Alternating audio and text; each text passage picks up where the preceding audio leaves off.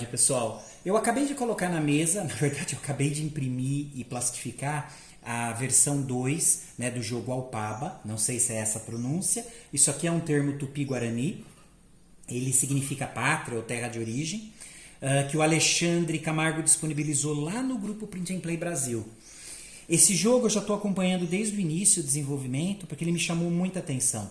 Ele é um jogo de rolar e escrever, né? Roll and write. Se vocês olharem aqui no tabuleiro do jogo, vocês vão notar que todos os grafismos que foram utilizados aqui, eles são utilizados na cultura indígena brasileira, em várias tribos. Inclusive assim, materiais como, aqui está marcado, cestaria, cerâmicas, aqueles adornos que eles colocam no corpo, pintura, né, corporal. Eles utilizam exatamente grafismos desse estilo.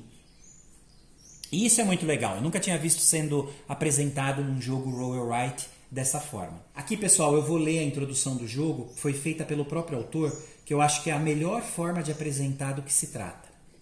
Quando pensei em transpor o jogo azul para a mecânica Roll and Write, me deparei com um mundo dos grafismos indígenas. E além de diversas reflexões que as pesquisas sobre o tema nos traz, é interessante pensarmos o quão distante estamos dessa forma de expressão.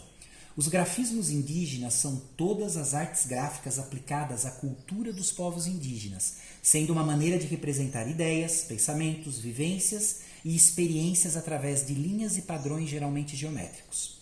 Os traços criam padrões que se expandem por diferentes culturas e com diversidade de significados. Nesse sentido, para além de conteúdo decorativo, os grafismos representam peixes, cobras, tartarugas, pegadas, rios, entre outras coisas. Também trazem um teor religioso, cultural, antropológico e etnográfico para a cultura indígena. Além disso, seguindo com as pesquisas, encontrei o artigo Etnomatemática do Sistema de Contagem Guarani das Aldeias Itati, do Morro dos Cavalos e Emibiguaçu, no qual os autores demonstram o sistema de contagem das sociedades indígenas estudadas por eles, o que, para mim, foi algo totalmente novo, pois não fazia ideia de que tais sistemas existissem.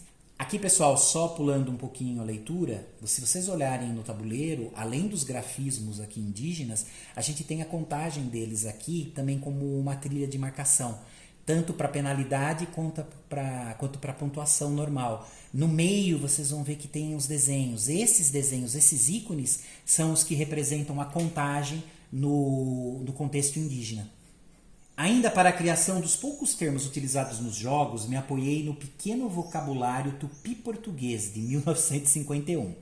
Podemos apenas imaginar o quão rico é este cenário de grafismo indígena, as formas de representação, as diferenças nos traços, preparações e cores. Ao pensarmos que existem mais de 266 povos indígenas no Brasil atualmente, segundo o ISA, com uma população de mais de 1.600 milhões, segundo o IBGE de 2022, onde são faladas mais de 200 línguas diferentes, sendo que mais de 17% desta população não fala português. E o legal é que quem quiser pesquisar um pouquinho mais a fundo isso, ele deixa todas as referências. Então o Alexandre ele foi muito cuidadoso com isso.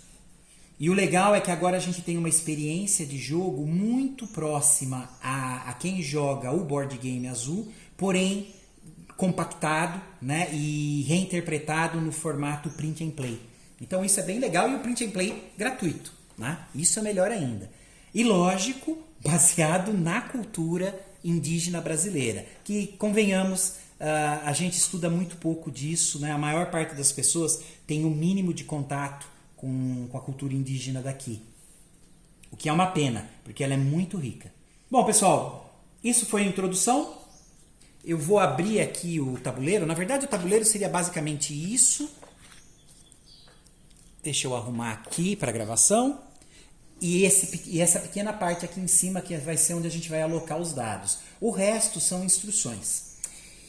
Esse jogo a gente pode jogar de 1 a 5 jogadores. Tá? Ele é um jogo bem rápido. E, inclusive, o modo solo dele, que é o que eu vou apresentar hoje, ele é bem legal porque, na verdade, a gente vai buscando pontuação. O gatilho de vitória para qualquer versão, tá? Seja jogando contra a IA ou jogando contra o colega, vai ser a formação de uma linha, né? Pegar aqui na horizontal uma linha completa, ou seja, a gente preencheu 5 grafismos de qualquer uma dessas 5 linhas aqui. A gente fechou isso, o jogo é dado por encerrado assim que termina o turno. Bom, pessoal, então vamos lá fazer uma jogatina rapidinha? Aí depois, se der, eu faço até uma gravação simulando 2 jogadores. Bom, basicamente, a gente vai precisar de 5 dados. E no caso, como eu estou jogando solo, e mais um dado para representar exatamente a IA.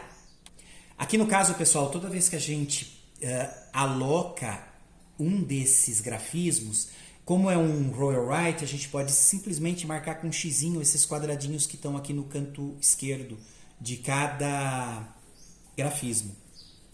Como eu não gosto de rabiscar, eu prefiro utilizar marcadores. Então eu tenho meus marcadores verdes aqui para isso. Aqui, pessoal, a gente tem a trilha de contagem, tanto da pontuação nossa, que está em azul, né, com o grafismo indígena embaixo, representando o número, e aqui em vermelho a gente tem também a contagem negativa, porque a gente pode conseguir ponto negativo. Aqui no caso eu vou deixar um marcador para a trilha de penalidade e eu vou deixar um marcador para a trilha de pontuação.